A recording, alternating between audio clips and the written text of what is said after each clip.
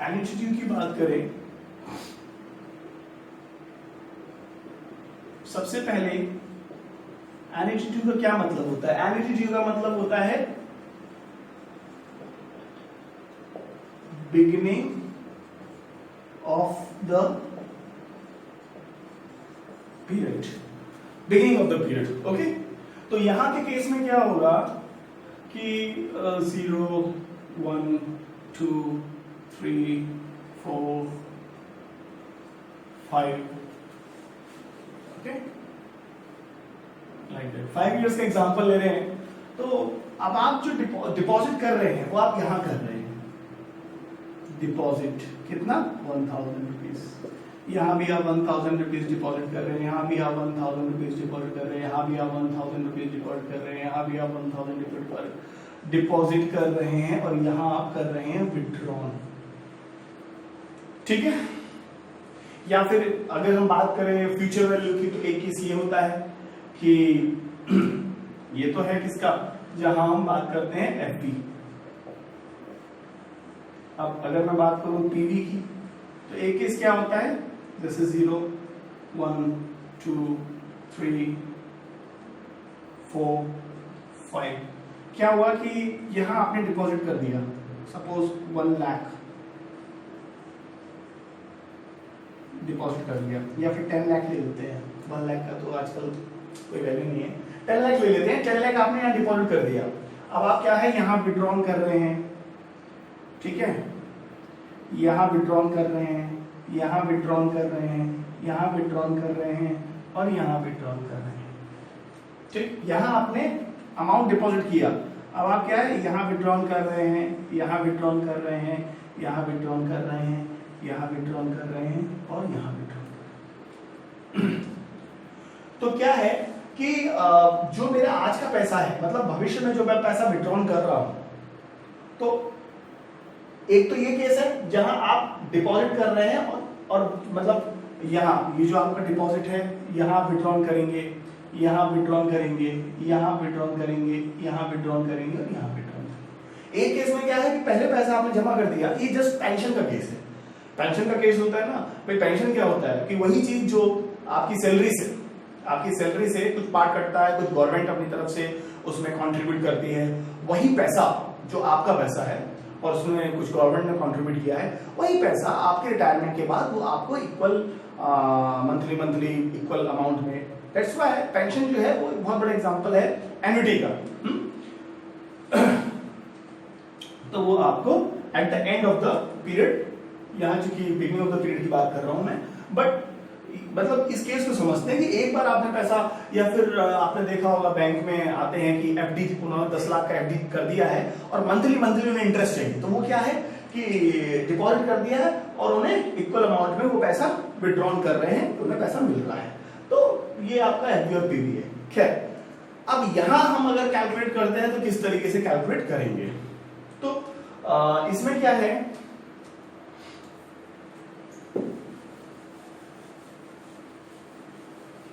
क्योंकि मैं आपको बता दूं बहुत ज्यादा टाइम वेस्ट ना करते हुए, मैंने जो पहला एग्जांपल लिया था जिसमें हम बात कर रहे थे किसकी, ऑर्डिनरी एन्युटी की, जिसमें हम at the end of the period पे कर रहे थे, तो वहां मैंने क्या करा था, 1000 का एग्जांपल लिया था और मैं 1000 इंटू 1.05 की पावर 0, 1.05 की पावर 1, पर यहाँ क्या हो जाएगा, क्योंकि यहाँ मैं बिगिनिंग ऑफ द पीरियड पैसा पे कर रहा हूँ। ओके, यहाँ देखिए 0 1 2 3 4 5, तो मैंने डिपॉजिट यहाँ किया है, डिपॉजिट यहाँ किया है, डिपॉजिट यहाँ किया है, डिपॉजिट यहाँ किया है, डिपॉजिट यहाँ किया है, और यहाँ मैं कर रहा हूँ विड्रॉल। तो क्या है कि जब मैं at the beginning of the period deposit करूंगा तो मेरे को ये पूरा साल है, इसका इंटरेस्ट मुझे मिलेगा। तो दैट्स व्हाई यहाँ जो मैं कैलकुलेट अगर नॉर्मली तरीके से कैलकुलेट करता हूँ तो 1000 इंटू 1.05 की पावर 1 इक्वल टू 1000 इंटू 1.05 की power 2 equal to what? 1000 into 1.05 की power 3 equal to what? 1000 into 1.05 power 4, 1000 into 1.05 की पावर 5। तो मैंने पहले ही बोला था कि भाई अगर आप बिगिनिंग ऑफ द पीरियड पे कर रहे हैं, रिसीव कर रहे हैं, तो जाहिर सी बात है इंटरेस्ट आपको ज्यादा मिलेगा as comparison to the end of the period, क्योंकि यहाँ आपको पूरा 5 इयर्स का इंटरेस्ट मिल रहा है। तो आप कैलकुलेट कर सकते हैं, टोटल आप कैलकुलेट करोगे जो बुक में दे रखा है।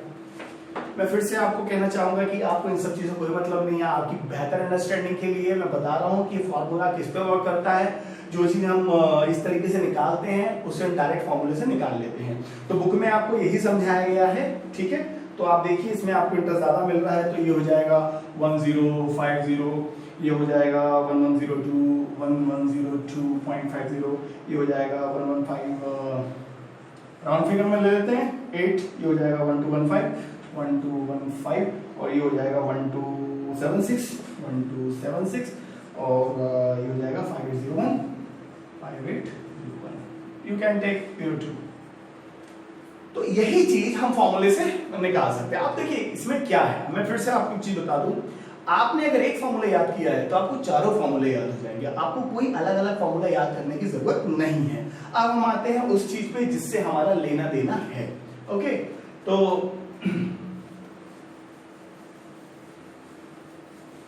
अब सवाल है कि साहब फॉर्मूला क्या है इसका। तो हम यहां बात कर रहे हैं एफवी की, future value of annuity due. Okay, तो आप इसमें देखिए कि page number 15, okay, page number या पीवी एन्युटी ड्यू या पेज नंबर 15 में टॉप साइड पे इसमें सिर्फ इतना अंतर है कि अगर आपको पता है क्या F B of what ordinary annuity, तो आपको इससे इंटू करना है 1 प्लस आर से, 1 plus r, that's it, into 1 plus r. यानी कि जो फॉर्मूला हम पहले पढ़ चुके हैं जिसमें हमने ये जाना था कि किस तरीके से फ्यूचर वैल्यू निकालते हैं ऑर्डिनरी एन्युटी का, तो हमने ये जाना था कि जो हमारा फॉर्मूला था, किसकी बात मैं कर रहा हूं, एफवी की बात कर रहा हूं, ठीक है, किसकी, ऑर्डिनरी एन्युटी की। तो जो हमारा फॉर्मूला था वो a upon r 1 plus r की पावर n माइनस 1, ये हमारा फॉर्मूला था। अब हमें ये फॉर्मूला पहले से आता है, तो प्रेजेंट वैल्यू निकालने के लिए हमने क्या करा, फॉर्मूला हमें आता था, हमने डिवाइड कर दिया 1 प्लस आर की पावर n से। अब साहब हमें निकालना है फ्यूचर वैल्यू किसका, एन्युटी ड्यू का। तो हम क्या करेंगे, फॉर्मूला हमारा वही है, बस हम क्या करेंगे इनटू 1 प्लस आर से मल्टीप्लाई कर देंगे, यही आपकी बुक में भी दिया है, इनटू 1 प्लस आर से, दैट्स इट। चीजें वही हैं, बस आप इनटू 1 प्लस, अब सिंपल सी बात है, कॉन्सेप्ट का गेम है। हम इनटू 1 प्लस आर से क्यों कर रहे हैं, क्योंकि यहां हमें 1 साल का इंटरेस्ट ज्यादा मिल रहा है। मैंने आपको बताया था जब आप at the end of the period जमा करते हैं तो आपका वहां 1 साल कम हो जाता है, क्योंकि भाई जो आपने साल के एंड में किया है तो उस साल का थोड़ा आपको मिलेगा इंटरेस्ट। लेकिन जब आप साल की शुरुआत में करते हैं, तो जब आप साल की शुरुआत में कर रहे हैं तो पूरा साल पड़ा हुआ है, तो पूरे साल का आपको इंटरेस्ट मिलता है। तो ऐसे करके क्या होता है कि एक इंटरेस्ट आपको ज्यादा मिलता है as comparison end of the period पे करने पे। तो बस एक इंटरेस्ट ज्यादा मिल रहा है, तो इसलिए हमने क्या करा, इनटू 1 प्लस आर कर दिया, दैट्स इट। तो सब कॉन्सेप्ट का गेम है, इसलिए रटिए मत चीजों को, रटोगे तो बहुत दिक्कत हो जाएगा आपके लिए, और यही कारण है कि सेकंड बुक बहुत परेशान करती है। खैर मैंने तो पहली बार में निकाल लिया था, बस यही कॉन्सेप्ट था कि चीजों को समझने की कोशिश करी थी, और वही मैं चाहता हूं कि आप लोग भी करें। तो यहाँ चीजों को रटिए मत, क्योंकि ये चीजें बैंकर के लिए बहुत जरूरी हैं। आप जब तक प्रैक्टिकली नहीं आपको आएगा, जब तक आप उसको नहीं समझोगे, तब तक ये आपके लिए ना ही एग्जाम में हेल्प करने वाली है और ना ही आपको ये प्रोफेशनल यानी बैंक में आपको हेल्प करने वाली है। अब चूंकि जब आपको ये चीज पता लग गई, तो फिर आप ये भी समझ सकते हैं कि अब आपको निकालना है क्या, present value of annuity due. तो जब आपको present value of annuity due निकालना है, तो being a smart candidate you can easily guess कि कुछ नहीं है, PV of annuity ordinary annuity into 1 plus r. तो हमें पता है कि पीवी क्या था, सेम फॉर्मूला था, बस हमने क्या कर दिया था, डिवाइड 1 प्लस आर की पावर n। तो ये तो हमारा फॉर्मूला था present value of ordinary annuity का, यहां भी आपको इनटू 1 प्लस आर करना है, और यही चीज आपका यहां दिया हुआ है। Okay, into 1 plus r. तो मैं चौथी बार ये बात फिर से कहना चाहूंगा कि प्लीज आप इस प्रकार की कैलकुलेशन जो मैंने भी आपको करके दिखाया कि ईयर बी कैसे आ रहा है, इस पर अपना टाइम वेस्ट मत करिए। टाइम बहुत ज्यादा आपके पास नहीं है, आपको सिर्फ फॉर्मूला समझना है, फॉर्मूला कैसे वर्क कर रहा है, किस तरीके से वर्क कर रहा है, क्या है। कोई आपको 4 फॉर्मूले याद करने की जरूरत नहीं है, क्योंकि मैंने देखा है बहुत से लोग 4 अलग अलग तरीके से याद करते हैं, फिर बाद में कंफ्यूज हो जाते हैं। एक ही फॉर्मूला याद करना है, a upon r into 1 plus r की पावर n माइनस 1। मैं ये नहीं कह रहा हूं कि power n minus 1 plus r की पावर n माइनस 1। ओके, तो बीइंग अ टीचर माइंड में रहता है कि कोई क्या असम्पशन लगा सकता है, तो इसलिए सारी चीज क्लियर करना जरूरी है। तो एक बार अगर आपको वो फॉर्मूला याद है तो कुछ नहीं करना, प्रेजेंट वैल्यू बोल रहा है तो वही फॉर्मूला उठा के लिख देना है, बस 1 प्लस आर की पावर n से डिवाइड कर देना है। ओके, और अगर बात आती है एन्युटी ड्यू की, जहां बिगिनिंग की बात आ रही है, तो फॉर्मूला हमारा वही है a upon r into 1 plus r की पावर n माइनस 1। बस हमें यह क्या करना है, इंटू 1 प्लस आर से इंटू कर देना है, 1 प्लस आर से इंटू कर देना है। और अगर वो हमसे कहता है कि आप प्रेजेंट वैल्यू निकालिए, किसका, एन्युटी ड्यू का, तो वही हमारा फॉर्मूला है a upon r into 1 plus r की पावर n। अभी अगर मैं बात करूं प्रेजेंट वैल्यू की, ऑर्डिनरी एन्युटी की, तो हमें पता है कि हमारा फॉर्मूला सेम था, बस हमने 1 प्लस आर की पावर n से डिवाइड कर दिया था। तो a upon r into 1 plus r की power n minus 1 upon 1 plus r की पावर n। अब यहां भी हमें इंटू 1 प्लस आर कर देना है।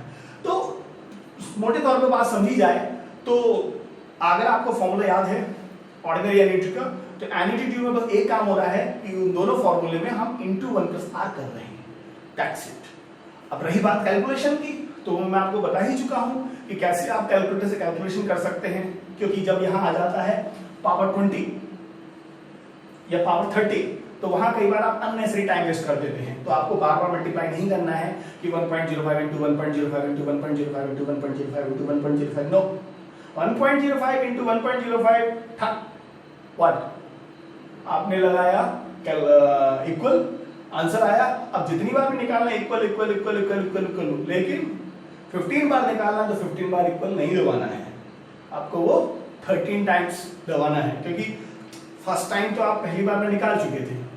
इक्वल 13 टाइम्स दबाना है, ऊपर 14 टाइम्स आएगा। आप ट्राई करके देखिएगा, क्योंकि जितनी बार भी आप इक्वल दबाते हैं वो दिखाता है 1 2 3 4 लाइक करके। ओके, तो 14 दिखा दे मतलब 15 आपने निकाल लिया, पावर 15 निकाल लिया है। तो खैर ये था हमारा फर्स्ट चैप्टर। तो होप सो दैट कि मेरी जो एक छोटी सी कोशिश है वो शायद से आप लोगों के लिए हेल्पफुल होगी।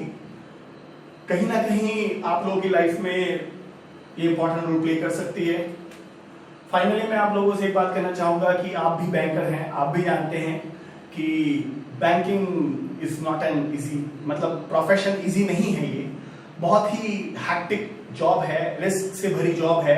आपको नहीं पता होता है कि कौन सा दिन आपके लिए अच्छा होगा, कौन सा दिन आपके लिए बुरा होगा, क्योंकि 1 जीरो चीजें बदल देता है। कई बार ऐसा होता है कि आपको करना है 1 लाख ट्रांसफर, 1 जीरो बढ़ गया तो 10 हो गया 10 लाख ट्रांसफर। खैर ये तो बैंकर्स के लिए नॉर्मल बात है, रिस्क तो रहता ही है हमेशा के लिए।